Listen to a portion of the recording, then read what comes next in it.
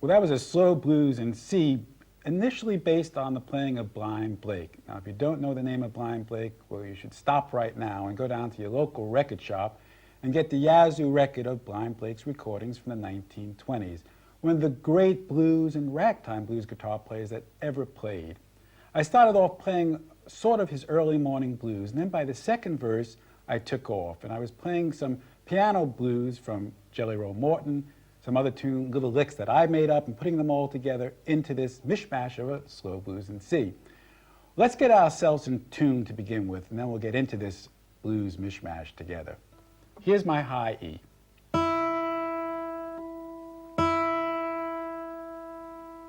Make sure you're in tune with that. I should be tuned just about to pitch. Here's my B. How about the third string, a G? Check your guitars. Here's the D.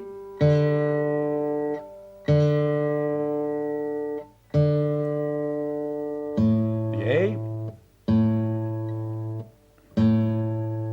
And the low E. And let's play a C chord, just a regular first position C chord, but put your pinky on the third fret of the first string to add to it. And it sounds like we're doing all right.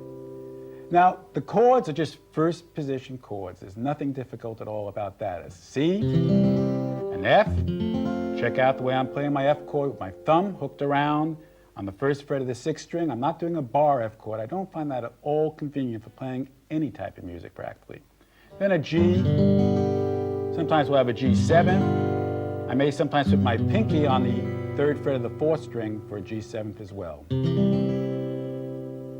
The first verse, pretty simple.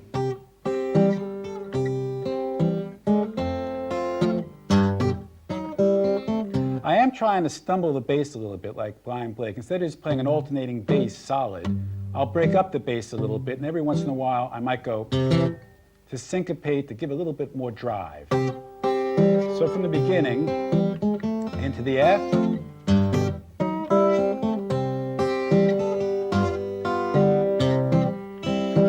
into a C7 there. Now we go into the F chord. You notice that my pinky is helping to carry the melody.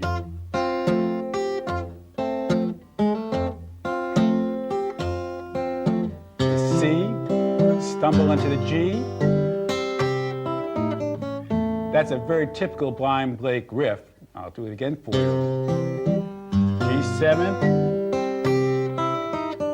And you have your pinky going from the fourth to the third of the second string, frets that is, into the A7.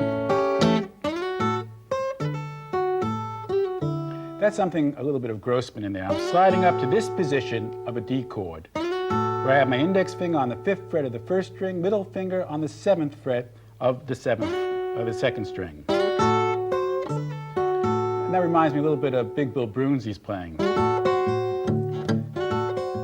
If you like that, that's also can be found in Country Blues Guitar Part 2, the video. And then into the G. Resolve into the C end tag. Now this end tag, by the way, I'm going to have a little bit of a bass run. You can spend hours developing different end tags. Here's one. Here's another one. Here's another one. Take your choice. Okay, let's split the screen though before we get into the second section, which really tries to explore some of these ideas. Let's make sure you have this down pat. So let's split the screen and try it. Take a look at your tab music. What you have there is exactly what I'm playing during the split screen.